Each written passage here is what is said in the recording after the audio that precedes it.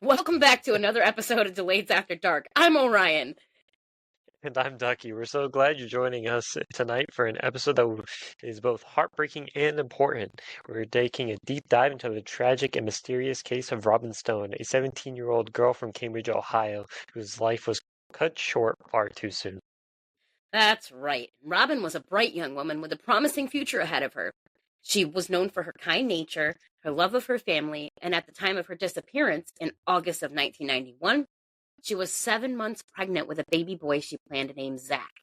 Her story is one that deserves to be told, not only to honor her memory, but also in the hope that justice can finally be served. Absolutely. So let's take a step back to the evening of August 27th, 1991. Robin was at home when she received a phone call. She told her mother that she was going out to help a classmate with homework. That seemed like a completely normal and innocent reason to leave the house, but tragically she never returned. Unfortunately, later that night, Robin's car was found abandoned near Luberg Lake, a rural area not far outside of Cambridge. There was no sign of her at the scene, which immediately raised alarms. What could have happened between the time she left home and the time her car was found? Exactly. What makes this case even more chilling is that months passed and there was no answer. Then, on December 28th, 1991, a group of hunters stumbled upon skeletal remains in a wooded area near the lake. Through dental records, the remains were identified as Robin Stone. Due to the level of decomposition, authorities weren't able to determine the exact cause of death, but it was clear that this was no accident. This was a homicide. And that's where things get even more unsettling. Over the years, whispers around Cambridge have pointed to a particular local family. We're not going to name names here, but multiple people have come forward with accusations, and some members of this family have even made statements that could be interpreted as admissions of involvement. Yet, despite all of this, no one has ever been officially charged. Yes, and that's incredibly frustrating, not just for Robin's family, but for the entire community. In the year 2000, when Sheriff Michael McCauley took office, he made it a priority to revisit cold cases, including Robin's. Detective Sam Williams, was assigned to the case, and he took it personally. Having grown up in a town nearby, he felt a strong connection to the case and was determined to uncover the truth. And then, in 2019, Robin's case gained national attention when it was featured on the Cold Justice video episode titled Other Side of the Tracks. If you're not familiar, Cold Justice is a true crime series where former prosecutor Kelly Siegler and her team investigate unsolved murders. They dug into Robin's case, re examined old evidence, and conducted new interviews. But still, no arrests have been made. And that's what makes this so frustrating. We have people in the community who seem to know more than they're saying, and the family who has been accused repeatedly. There are witnesses, confessions, and yet no justice. What will it take? Robin's family hasn't given up, though, and neither should we. Her sister Jamie has been an advocate for keeping her memory alive, reminding people that Robin was more than just a case number. She was a daughter, a sister, and a mother to be. Her unborn son, Zach, never got a chance at life either. That's two lives stolen. Let's have a little bit of a conversation about this, Duck. Tell me what you're thinking about this case. So this case is a very important one to the not only Guernsey County but the city of Cambridge. There's a lot of the people who she grew up with and graduated high school with are just now entering their 50s. They're not particularly that old. There's not really too much time that passes without her memory being brought up again, especially with how like tight knit Cambridge is, and how you tell someone something at noon and everyone knew by 11:30. Like the word travels fast. And the fact that the family has pretty much admitted to it without entirely admitting to it, and still nothing has been done, and it's still an unsolved case, and the case just keeps getting closed and opened again and kicked down the road, is incredibly frustrating. And then where her body was found is now like shut off to the public. It used to be like a lake that a bunch of people could go to. and then some family went up and bought it, and then now you can't even get to it. It's a very frustrating case, and kind of feels like over time it is getting, unfortunately, kicked under the rug. But I don't think that they're ever going to be able to fully pin this case on one specific person. You make a good point there. There seems to be a lot of like goings on, and considering how close to home this is for you personally, Ducky, and considering how gentle we have to be in a situation like this when we're discussing a case that we know of or know people who are directly involved or could be directly involved, we have to be very delicate here and understand that we are giving the utmost respect that we can to this case. We want to know what happened to Robin. There has been so many times that this particular family in this area has been accused. There has been multiple occasions where this family has openly stated things that make it very hard not to tie them directly to this case. And it's really devastating to think about how there was an unborn child involved here.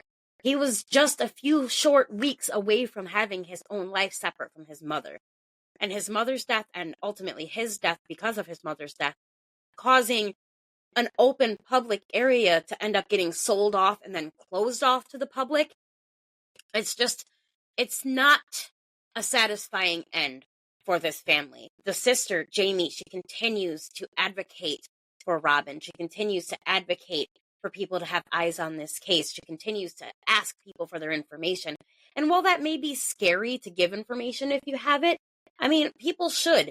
This is a case where we have, this family who has information that they're pretty sure they're correct on, but because they have nobody to corroborate this information, nothing's being done.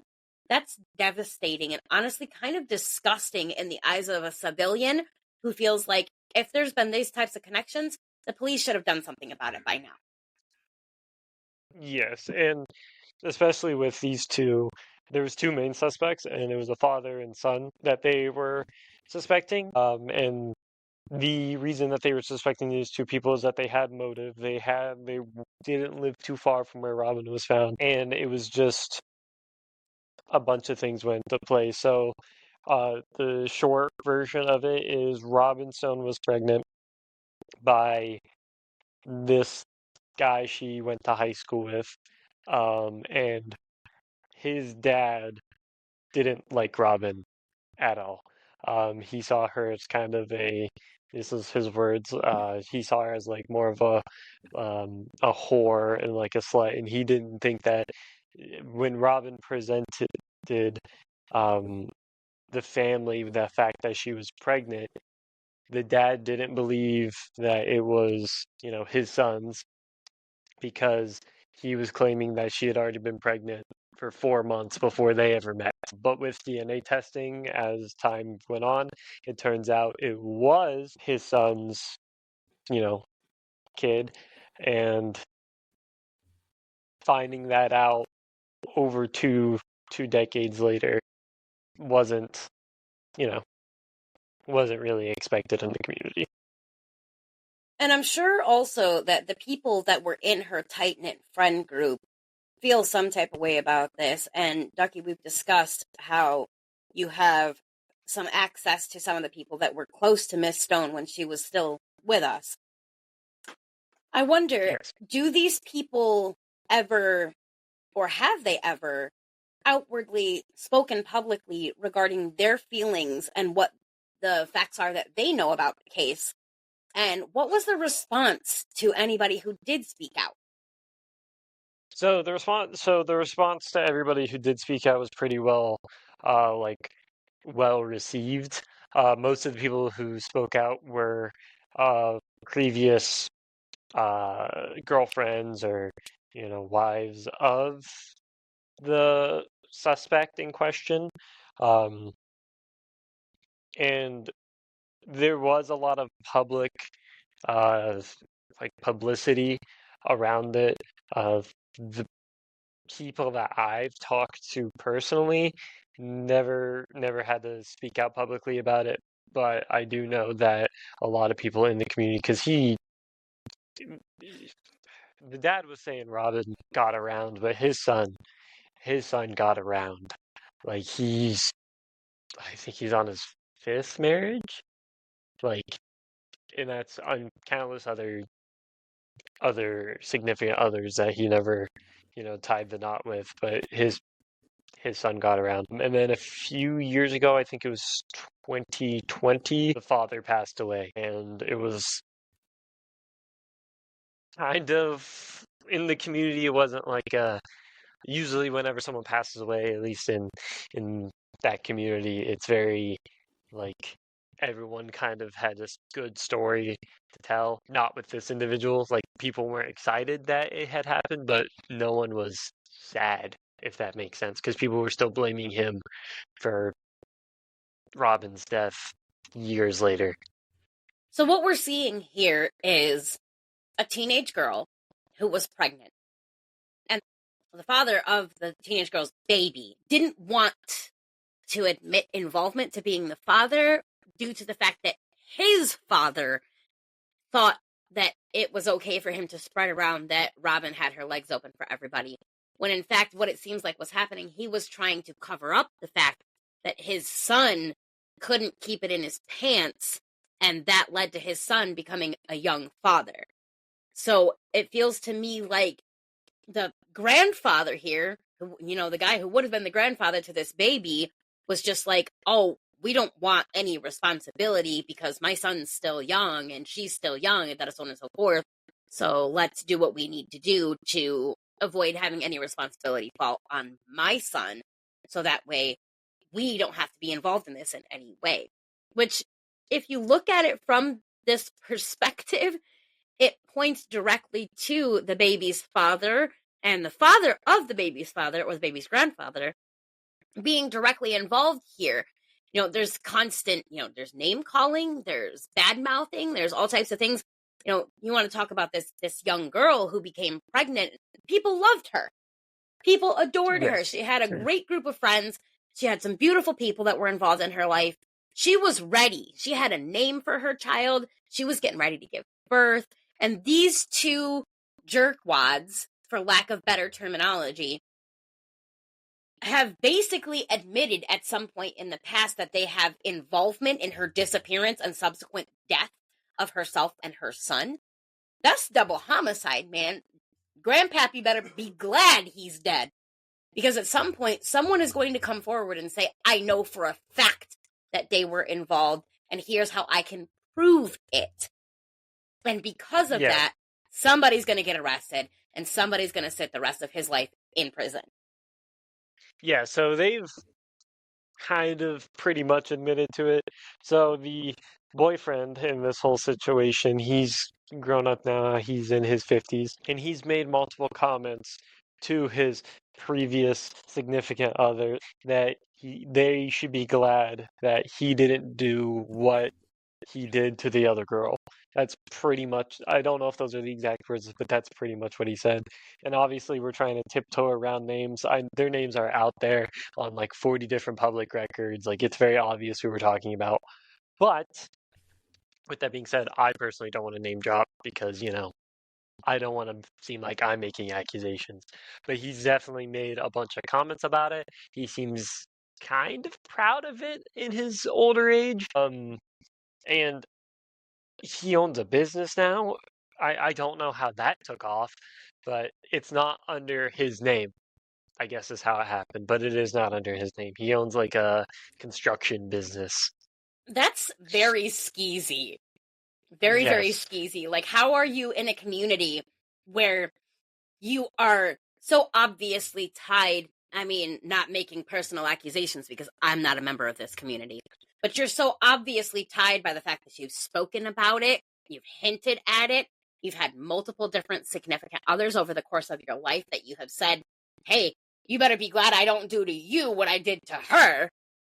Like, what are you trying to say there, bro? Like, you've basically just admitted that you had involvement in the death of your ex-girlfriend and your unborn son. And of all the things, like, especially if he knew he was about to have a son, like, most dudes are like, oh, I have a son, I have somebody to carry on my legacy, I have an heir who's going to carry on my last name. They're not like, oh, I want to, unalive my son and his mother. Yeah, so he never name dropped Robin specifically, but he definitely, you know, kind of hinted in that direction. But he is not the best person. His dad wasn't the best person. Very angry individual, and whenever someone would ask him about it, he would get very pissed off, saying that like, you have no like a lot of people in the it's just all the shit pointed to him.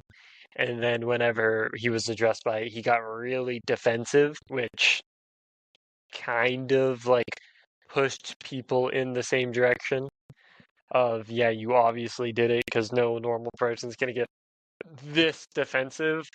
Because like even in the documentary, he's like yelling at them, like yelling at the producers, saying to like get the hell off the property or I'll shoot you. Like that's just from someone who's been in that area, that's not a normal reaction for the people around. Maybe it is for him, but that was not a normal reaction for anybody who lives in that area. Well, considering that this is such a small town area and being familiar with some of the stuff that goes on in that area and how some of the people are in that area from previous conversations that we've had over the past 10 years that we've known each other almost, I begin to get a little bit concerned that when you're seeing cameras and police coming into your property because, they want to ask questions and they're, filming a documentary, especially he would have known. He would have known that there was a documentary coming into town filming about this case. Because when something comes into town like that, especially in a teeny tiny town, there is no avoiding knowing that it's coming into town. Like, for instance, when The Voice came here to my area to do auditions right in my area, like 15 minutes away from where I live, the whole town was abuzz for 3 months before they came here. 3 months. Yeah. So there's no way he didn't know what was going on.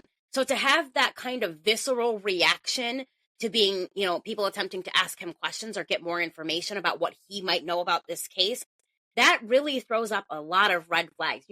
Red flag after red flag after red flag. You're like, I'm going to shoot you if you don't get off my property, rather than just coming out and saying, I might have information on this, but I'm not comfortable talking about it, or I might have information about this, but if you want me to talk about it, I want to have like the shadow face thing and the voice thing that makes it so that you can't tell who I am, so I have anonymity, whatever, so on and so forth. Yeah.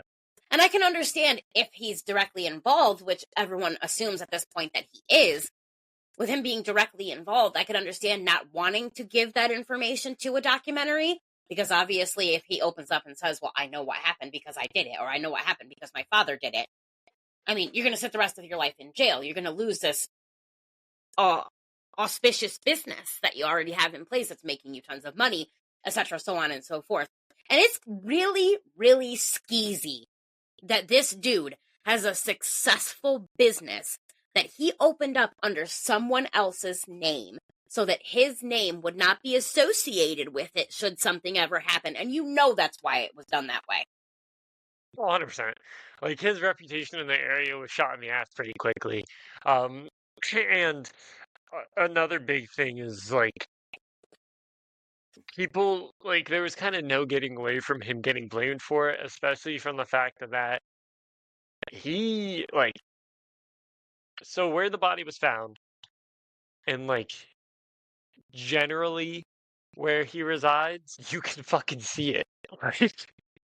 You Like can it's see not where the body was found from the residence of this person? kind of like there's a bunch of trees in the way, obviously, because it's the woods. But like if the trees weren't there, you could see it, and it's not like that far away. So So it's like walking distance from this home. yes, it is less than a mile from his house. That Like as is the crow something. flies, like as the crow flies is probably like what, a quarter of a mile. That's insane. That is So that's wild. Yeah, it's like, it's not that far. And Uh, considering, that we are not name dropping here, please don't assume, listeners, that you know for a fact who we're talking about unless you are someone who actually knows for a fact who we're talking about. Consider the yeah, fact that there are people in the community surrounding this family home of these people who are practically known to be involved in this but have not received any type of justice. There are people that live near them. There are loved yeah, ones that live near them. There are people that we care about that live near these people. Do not go out and try to get any type of vigilante justice. Do not go looking for these people or asking questions. You could end up hurt, clearly, yeah, because the dude was threatening camera crews with a shotgun. So please do not go looking for this person. Do not go jaunting around in that area near the home or anything like that, because there are people that we care about that live close by. So please do not do any type of vigilante crap if you're listening about this case. yes, it is. Don't do that. That's stupid. Don't do that. With that being put out there, I think maybe we should wrap up this very touchy case. Yes, that's probably about where we're at. So, if you're listening and you have any information about Robin Stone's case, any like cold, hard facts, please don't blow up the police station with stupid ass phone calls. No matter how small, reach out to the Guernsey County Sheriff's Office at 740-439-4455. You can also submit an anonymous tip through Crime Stoppers. Any other piece of information that could be missing piece to the puzzle that'll finally bring justice to Robin and her family. That's right. Cases like this remind us that justice delayed is not justice denied. Someone out there knows something, and it really is time to come forward. So please do if you have any information. Yes. Now, with that being said, we will keep following Robin's story and updating you if there are any new developments like we did Jack the Ripper. In the meantime, be sure to follow us at The Lades After Dark for more in-depth true crime discussions. And remember that if you have any questions, comments, concerns, bitches, moans, or gripes, please contact us through the comments or email address that is in the description of every video. We love hearing from you guys. That's absolutely right. We read and respond to every interaction, no matter how long it takes us. We will get back to you. We absolutely promise. You guys are the ones that keep us recording. We want to hear from you. Thank you for spending your time with us to listen to this case today. We appreciate you listening more than we can explain. We appreciate it if you share and help us keep these cases in the public eye. Until next time, I'm Orion. And I'm Ducky. And this has been The Lades After Dark.